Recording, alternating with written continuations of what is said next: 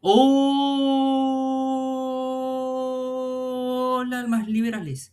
En el video anterior vimos cómo Perón fue expulsado del poder en 1955 por exceso de polenta, pero que los gobiernos que lo siguieron fueron tan inútiles que terminaron provocando su regreso en 1972, en una versión que, aunque parezca imposible, fue mucho peor que la anterior.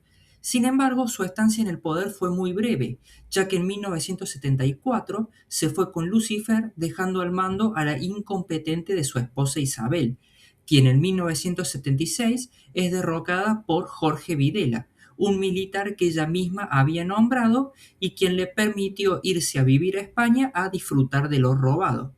Así que sin más dilación, coloquemos en el cinturón y viajemos a 1976 para ver cómo sigue esta historia. Arrastrando sus miedos y Saturno dijo a sus piedras girar lo más rápido posible. Jorge Videla, quien irónicamente había sido presentado a Isabel como un profesional moderado, un militar católico que estaba lejos de los extremos ideológicos y la última persona a la que a alguien se le ocurriría que pudiera hacer un golpe de Estado, que quedaba para el resto, Jorgito comenzó su presidencia de facto muy tranquilo, cerrando el Congreso, prohibiendo los partidos políticos y llevando a cabo un plan nacional de persecución y desapariciones forzadas de no solo los militantes opositores, sino también artistas, periodistas, estudiantes, profesores y todo aquel que se opusiera a las políticas de su régimen. En cuanto a la economía, el ministerio fue intervenido por Joaquín de las Heras, un militar que estuvo solo 5 días en el cargo e inmediatamente le pasó el mando al ministro que acompañaría al presidente Videla durante todo su mandato, quien luego, al igual que Celestino Rodrigo, sería recordado como uno de los peores economistas de la historia argentina. Qué talento tenemos para elegir pésimos funcionarios. Con ustedes, José Alfredo Martínez de Oz. Como un gran hombre dijo, esperen a conocerme.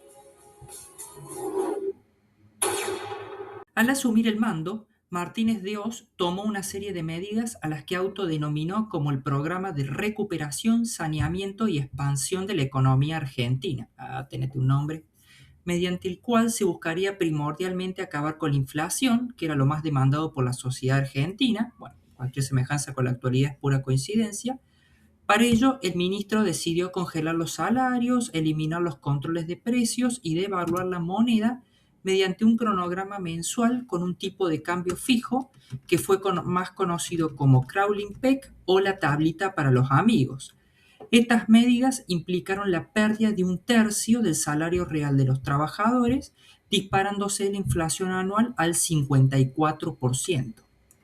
El programa siguió con la apertura del mercado externo de manera arbitraria y asimétrica, quitando significativamente los aranceles aduaneros a los bienes de capital, maquinarias y equipos, lo que benefició a industrias nacionales como la automotriz, textil, construcción, química y electrónica, quienes podían adquirir los insumos en el exterior más baratos, pero dejando a muchos proveedores locales fuera de competencia. Sin embargo, se protegieron arbitrariamente a otras ramas de actividad de la competencia extranjera, como las de servicios y obras públicas, los MACRI, garantizándoles altas tasas de rentabilidad, por lo que no hace falta aclarar la corrupción que existió durante este gobierno. Qué pinche vergüenza me das. Eres mi amigo, cabrón, pero eres puto. En 1977 se hizo una reforma financiera que desreguló los flujos internacionales de capital, liberó la tasa de interés y que promovió la privatización de las carteras de crédito a través de entidades financieras privadas. Los más afectados por estas medidas fueron las pymes argentinas, ya que no eran competitivas con respecto a las empresas extranjeras por los altos impuestos de Argentina, y aquellas que tuvieron la osadía de intentar modernizarse murieron en el intento. De esta manera, lo único que era rentable en el país era la aventura financiera y no la productiva, por lo que se llevó a cabo una progresiva desindustrialización del país que derivó en que los salarios comenzaran progresivamente a destruirse. Los trabajadores quedaron a la deriva sin ningún tipo de protección estatal, ya que los sindicatos fueron intervenidos o se unieron al régimen, por lo que el desempleo y la informalidad se hicieron moneda corriente en el país. El nuevo programa económico pudo mantenerse hasta 1981, ya que en 1980 se desató una crisis financiera que provocó que quebrara la entidad financiera más importante de Argentina, el Banco de Intercambio Regional, dejando a unos 100.000 damnificados. La nueva crisis económica se desató, como siempre, porque el Estado gastaba más de lo que ingresaba. Al principio, los déficits se cubrieron con deuda externa, la cual pasó de 8.000 millones en 1975 a 45.000 millones en 1983. Y cuando este instrumento se hizo insuficiente, ¿a que no adivinan con qué se cubrió esa diferencia? ¡Correcto! La maquinita. Por lo que la inflación no paró de aumentar, llegando en 1981 al 131% anual, con una recesión del 6,5% y un déficit público de 18 puntos sobre el PBI.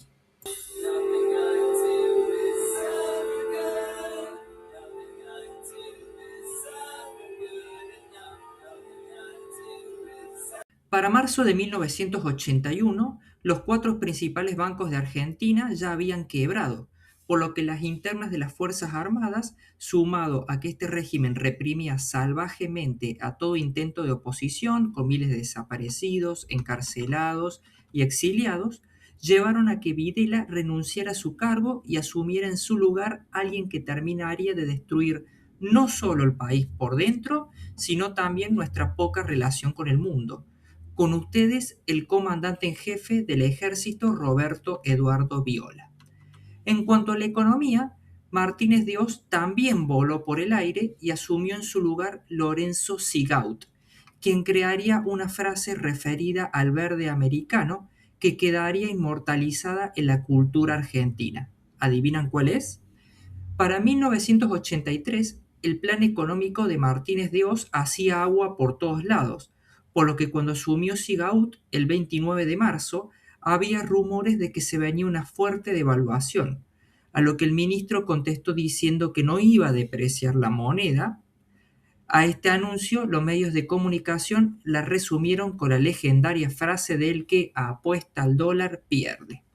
Sin embargo, al mes siguiente, Sigaud ordenó una devaluación del 30% para incentivar la producción agropecuaria e industrial y desalentar la especulación financiera, por lo que aquellos que no le creyeron a esta basura de funcionario y apostaron por el verde, se hicieron de unos buenos morlacos. ¿El resto? Bien, gracias.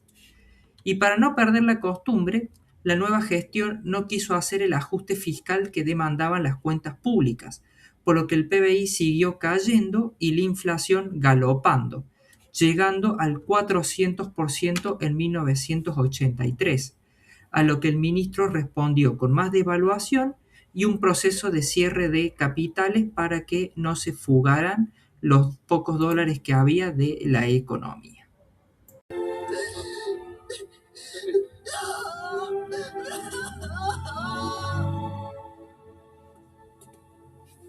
Obviamente que estas medidas liberticidas no hicieron más que empeorar la situación económica, por lo que el presidente Viola, al embarazo de haber asumido, terminó renunciando y fue reemplazado provisoriamente por los generales Liendo y Lacoste, hasta que el 22 de diciembre de 1981 terminó tomando el mando una persona que afortunadamente marcaría el inicio del fin de la última dictadura militar argentina.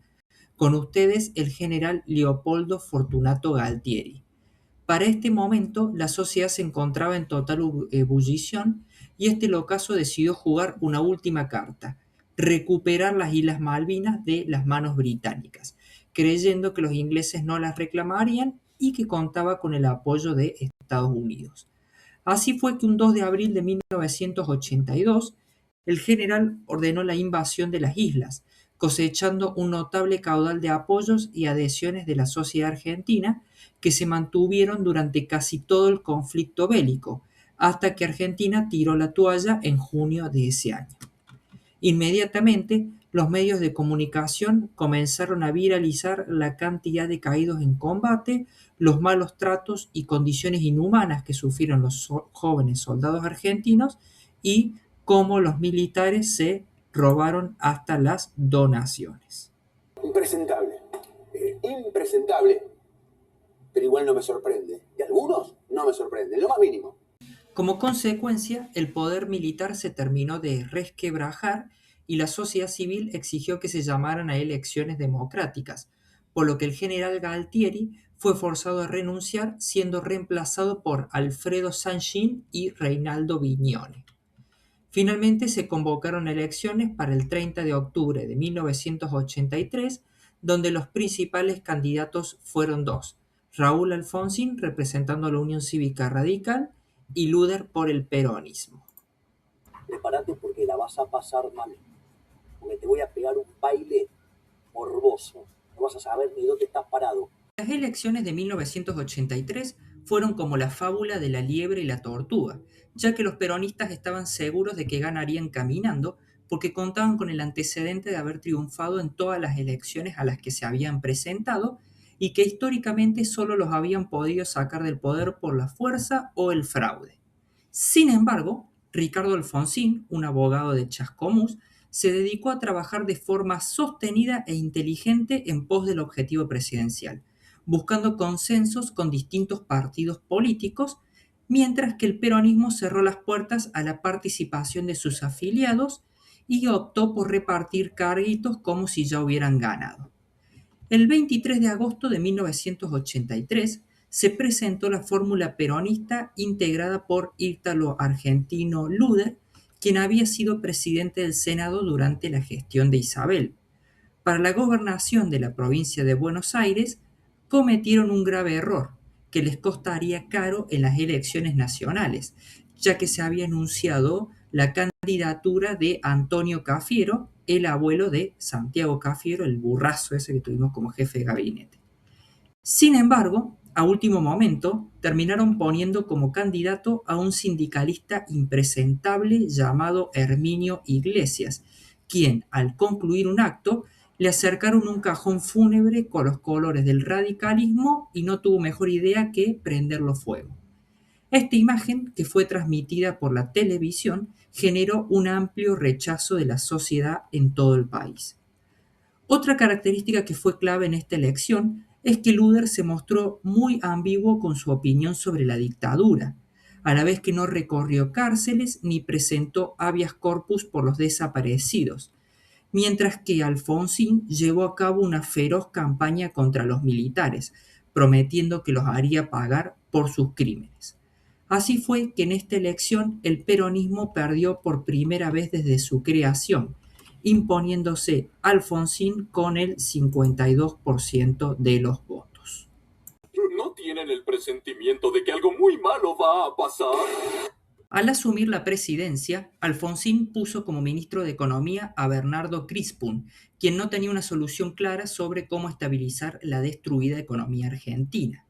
Para este momento, el flujo de deuda externa se había cortado totalmente, por lo que la única forma de financiarse que tenía el gobierno era con emisión monetaria, lo que hizo que la inflación durante el periodo alfonsinista fuera siempre mayor al 100% anual. Greenspoon no quiso ajustar el gasto público, por lo que recurrió a la vieja técnica de congelar salarios, el tipo de cambio y las tarifas públicas, lo cual obviamente no funcionó, por lo que en 1985 fue reemplazado por Juan Vital Sourroil, quien intentó implementar un programa de estabilización conocido como Plan Austral. El Plan Austral buscó reducir la espiral inflacionaria desincentivando la emisión monetaria a través de la reducción del déficit fiscal, pero también manteniendo la política de controlar precios, tarifas y salarios. Este programa contó con el apoyo del mismísimo presidente de los Estados Unidos, Ronald Reagan, quien autorizó un desembolso de $3.000 millones para que comenzara la implementación. Al principio, Este programa tuvo resultados muy buenos, ya que la inflación cayó del 30% mensual en junio al 1% en octubre, llegando Argentina a recibir la etiqueta de ser un verdadero milagro económico por el ganador del Premio Nobel de Economía, Franco Modigliani. Para finales de 1985, el panorama parecía muy prometedor para el país, ya que se había condenado a los militares y había una bien encaminada estabilidad económica. Sin embargo, el gobierno radical se durmió en los laureles y no continuó ajustando el gasto público, por lo que a partir de marzo de 1986 la tasa de inflación comenzó a aumentar paulatinamente. Para este momento, el peronismo ya estaba organizado y listo para salir a la cancha a arruinarnos la vida nuevamente, por lo que en el Congreso el Partido Justicialista se dedicó a acabar con todas las iniciativas del gobierno oficialista, mientras que en la calle los sindicatos polenteros llegaron a sumar 13 paros generales y los militares intentaron 4 golpes de Estado. En 1987, el gobierno alfonsinista intentó aplicar otro congelamiento de precios para frenar la inflación, pero esta vez no tuvo ni el más mínimo efecto. ¡Qué decepción! No me lo esperaba. ¡Qué decepción! Esta situación. En 1988, para hacer frente a la elección presidencial que se avecinaba, el gobierno implementó el conocido como Plan Primavera, con el que intentó acordar una suba de precios paulatina con los empresarios, ya que para este momento el gobierno no contaba con el poder para imponer nada por la fuerza. Finalmente, el 14 de mayo de 1989, se celebraron las elecciones donde se enfrentaron la Unión Cívica Radical, representada por Angelos, y el peronismo con Carlos Menem, donde el PJ se impuso con el 47% de los votos, significando el regreso del peronismo al poder. Sin embargo, la alegría peroncha no duró mucho, ya que los desequilibrios económicos desembocaron en una hiperinflación que en 1989 alcanzó el 4000%, la más alta en la historia argentina, por lo que el país se encontraba hundida en un clima de caos y violencia, con saqueos de supermercados y enfrentamientos en la calle, ante el cual Alfonsín decidió tirar la toalla y terminar anticipadamente su mandato el 30 de junio de 1989, entregándole el bastón presidencial a Carlos Menem, quien daría un giro total en la política económica. Pero esto lo vamos a ver en el próximo video, así que los espero. ¡Chau! ¡Y hasta nunca!